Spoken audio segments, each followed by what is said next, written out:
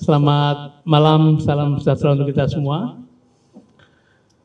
Rekan-rekan media yang saya hormati dan juga yang terhormat Bapak Dr. Soebul Iman, Wakil Ketua Majelis Syuro Partai Keadilan Sejahtera yang juga merupakan anggota dari tim persiapan Koalisi Perubahan, dan juga Pak Sekjen Partai Demokrat, Pak Teguh Rifki, kemudian juru bicara Partai Demokrat, Mas Herzaki, dan juga Mas Pipin dari KSP PKS. Mungkin segera menyusul Pak Yusuf. Semula ingin hadir juga Pak Gang dari Nasdem, tapi karena beliau ada memimpin rapatnya berlanjut sampai beliau hadir. Dan Pak Willy sedang menemani Pak Anies ada di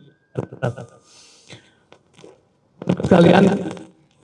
Sebagai pengantar sedikit saja, ingin saya sampaikan bahwa pada Jumat malam setelah berkegiatan bersama dengan tim Koalisi Perubahan di kediaman Pak Anies, satu tim kecil yang terdiri dari Pak Soebul Iman, kemudian Bapak Ifsita dan saya sendiri diutus berangkat ke Istanbul untuk menemui Bapak Ketua Majelis Syuro PKS, Dr. Salim Segaf Al-Jufri, dan juga bertemu dengan Presiden PKS, Bapak Ahmad Saiku.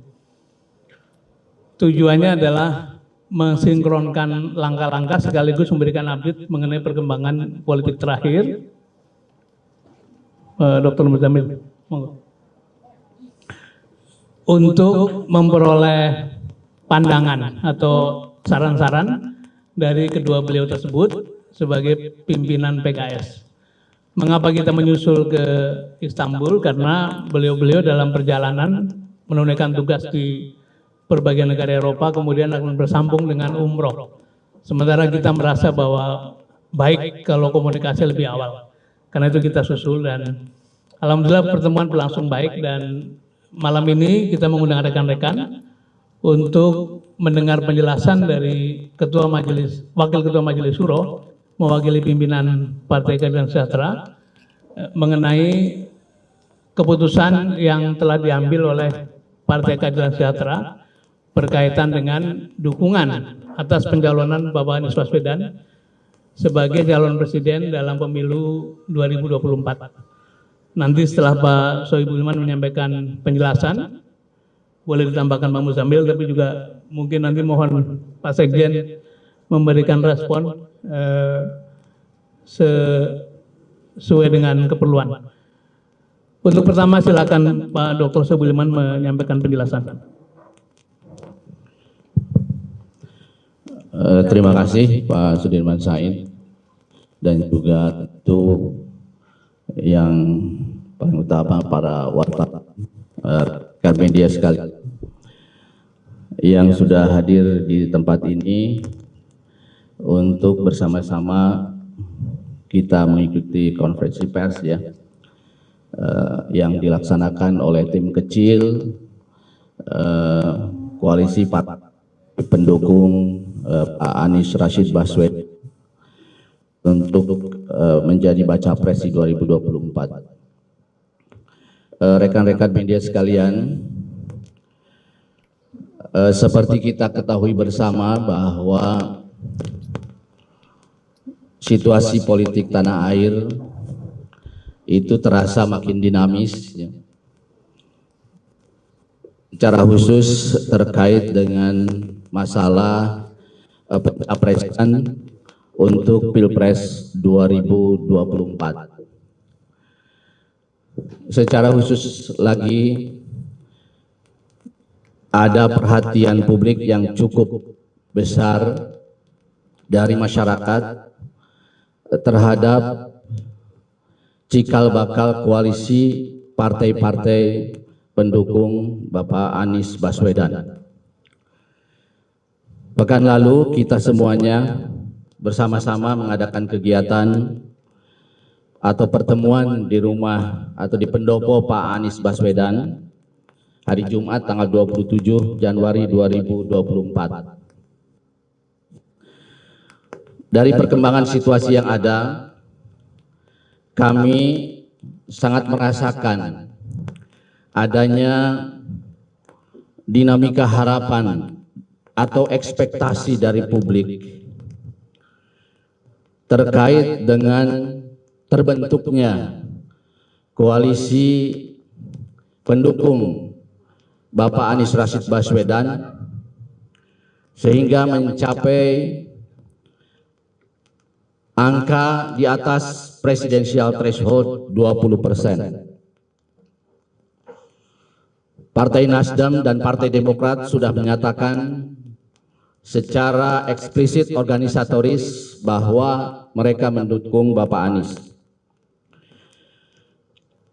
Muncul beberapa pertanyaan kepada PKS, sekalipun jubir-jubir PKS, dan juga saya tegaskan pada hari Jumat yang lalu bahwa PKS hadir di dalam tim kecil itu menunjukkan bahwa PKS mendukung Bapak Anies Rashid Baswedan. Tetapi awak media dan juga masyarakat masih banyak yang bertanya-tanya kapan PKS akan melakukan pernyataan eksplisit organisatoris tentang dukungannya kepada Pak Anies sebagai Capres 2024.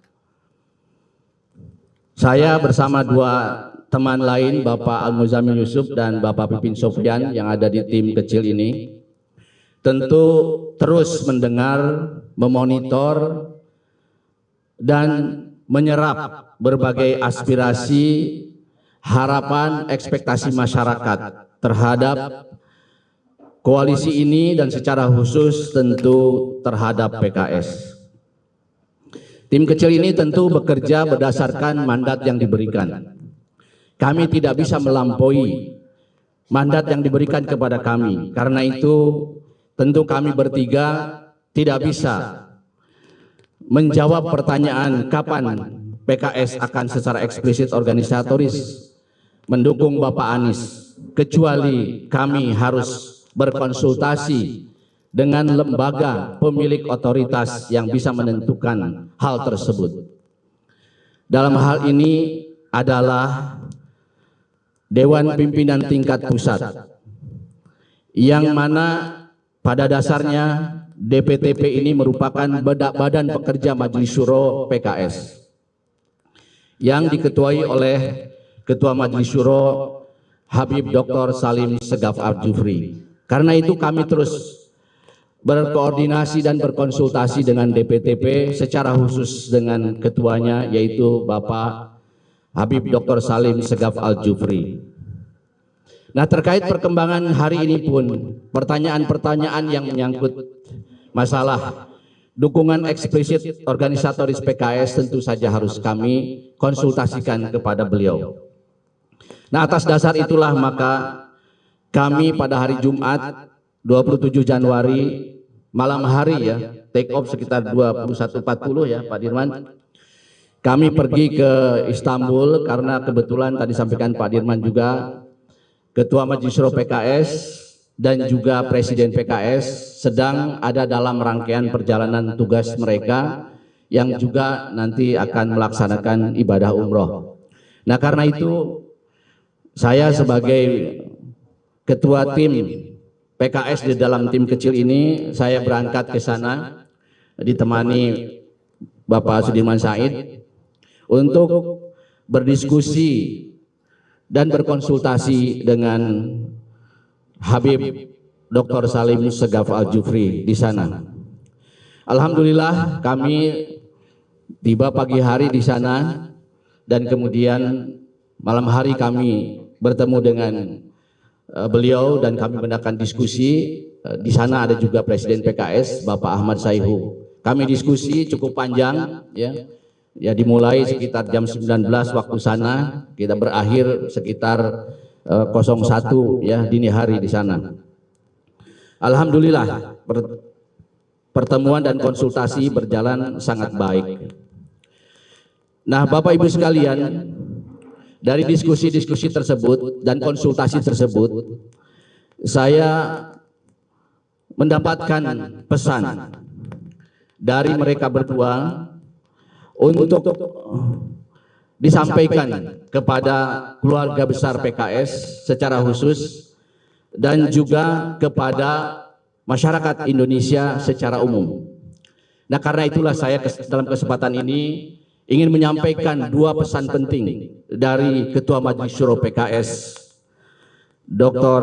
Habib Salim Segaf Al-Jufri, yaitu yang pertama, sebagaimana ditunjukkan dalam tim kecil koalisi partai-partai pendukung Anies Rashid Baswedan, PKS konsisten menjadi bagian dari koalisi partai-partai pengusung Anies Rashid Baswedan tersebut di Pilpres 2024, sehingga koalisi ini memenuhi presidential threshold 20%.